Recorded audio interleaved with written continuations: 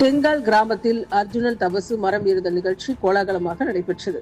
ராணிப்பேட்டை மாவட்டம் வாலாஜா தாலுகா தெங்கால் கிராமத்தில் எழுந்தருளி அருள்பாலித்து வரும் அருள்மிகு ஸ்ரீ திரௌபதி அம்மன் ஆலய அக்னி வசந்த விழா விமர்சையாக நடைபெற்றது.